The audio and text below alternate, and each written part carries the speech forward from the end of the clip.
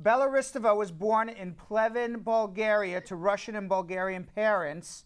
Bella came to America from Bulgaria alone when she was only 13 years old to study the violin. Bella is now an internationally acclaimed violinist, known for her passionate, powerful performances, beautiful sound, and compelling command of her instrument. Bella is with me today to discuss her immigration story from Bulgaria to America and her incredible career as a violinist. Bella, welcome and thanks for coming on our show. Hi, Brad. Thank you so much. I'm very happy to be joining you today. Oh, great. So let's first watch a video of you. We have a video of you playing the violin. I want to watch and listen and give everybody an opportunity to see your incredible talent. Let's watch.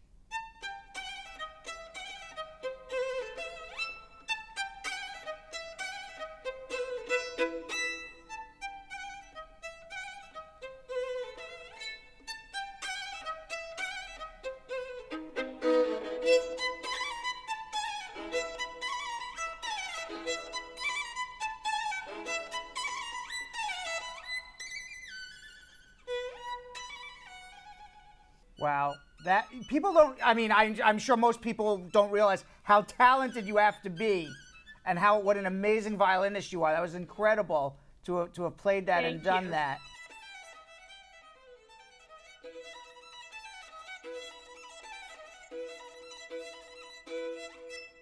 So you grew up in Bulgaria, poor, right? Yes. You did not come from a wealthy family, I assume. And Bulgaria is one of the poorest countries, I think, in Europe, if not the poorest. Yes, it is, and it still is. And I was born under communism in '85. And I was born in Bulgaria. My name Bella. I only recently, just a few months ago, became Bella legally. My full name was Biloslava, which is what my mom had to name me under communism because it was a Bulgarian name and Bella is not. I guess when you became a citizen, you were able to change your name to anything you wanted. Yes, I was able to change my first name. And congratulations, Sue, you became a citizen, so congratulations. Thank you. And we're going to find out about your immigration story.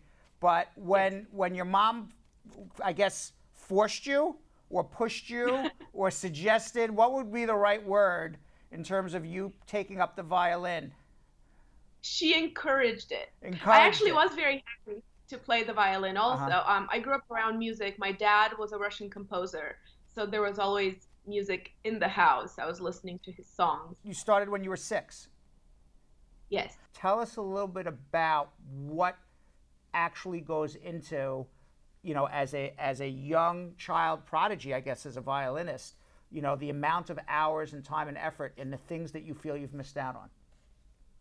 I think nobody likes to practice. It's just something you have to do. So if you enjoy seeing the results from your practice and if you want to get better, it's just something you have to do. It's like athletes you can't only want to play in the games, you have to do the training.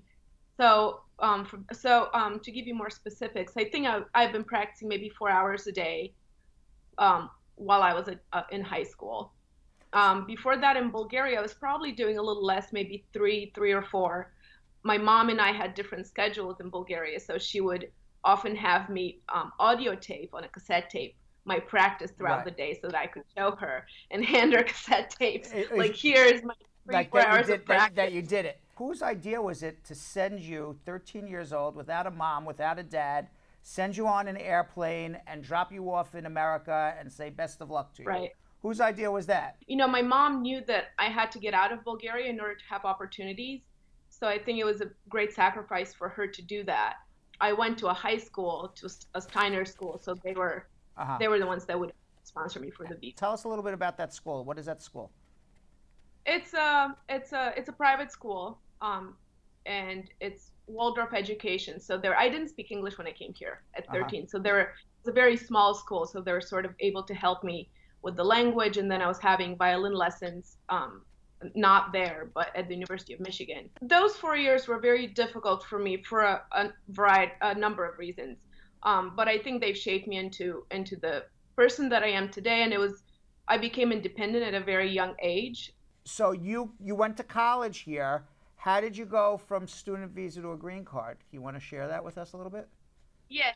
So while I was in Michigan, I applied for a green card as alien of extraordinary ability. So the whole process took 4 years. I was already in college here in Philadelphia when I finally did get the green card. Right. But so the first round, I had to supply a number of letters from violinists that are renowned, saying that I basically deserve to be here based on my ability. That you're a top violinist. Right. So 2 years after I applied, we got a letter from the INS. It would be not the IRS. Right. It was the INS, right, which is now USCIS, but at the time it was the INS. USCIS. Oh, Right. okay. This is right when I had gotten into Curtis, which is it has the lowest acceptance rate in all of the U.S. at about 3-4%. So it's a top-notch school, and to have gotten into it was a huge deal for me. And the letter said, if she's as good as you claim, how come she's not going there to be a teacher? And she's going there to be a student. So then we had to supply another round of letters explaining why I was going there as a student, but why I still deserved to get the green card. Ability, right. In 2005, I finally got my green card. Right, and then you became a citizen recently. The violin that you were playing in that video, I understand it's a very special violin. Tell me a little bit about that. Yes, well, that instrument is on loan to me, on very generous loan to me, and it's a Niccolo Amati violin. It was made in Italy in 1655. It has a beautiful sound, and it's like a part of my musical voice. Now, I understand you participated in a project with NPR, National Public Radio, featuring 6 different musicians who are either first or second generation immigrants here to America or Americans. You tell me who they were, and tell me a little bit about this project. That was a very moving project for me because it was shortly after I had applied to become a citizen. I think I was the oldest of the 6, and the youngest was maybe 9 or 10. So It was very sweet for the 6 of us. You know, we spent a day together, really being like tourists in New York City. We went to Ellis Island, which I'd never gone to before. We went to the Statue of Liberty. It was very moving to be there, and we were being filmed the whole way. And also we rehearsed that day and filmed the following day the arrangement of what Chris O'Reilly did of This Land Is Our Land, and he wove in all 6 of our national anthems. And it's amazing, you said music is the international language, and here people are playing music, different instruments that come from all corners of the earth and playing the same song. It really is. So you're now living here 20 years. Do you think you've reached your American dream, or is there something more that you need to achieve? You're married, you have an unbelievable career, you're a citizen. Yeah, I feel very fortunate with my life right now. You know, musicians, I think they're improving their whole lives. You're always learning constantly, even when you're long out of school. So just by playing concerts and playing with your colleagues. So you're always learning. But I feel very fortunate with where I am now. So Bella, where can people find out more about you? Do you have a website or a YouTube channel or? Yes, or I have all of these. I have, yes, it's bellahristova.com. You can, I think it's Bella Hristova Violin on YouTube, Bella Hristova Violin on Instagram, Bella Hristova on Twitter and Facebook. Thank you very much, Bella, for coming on.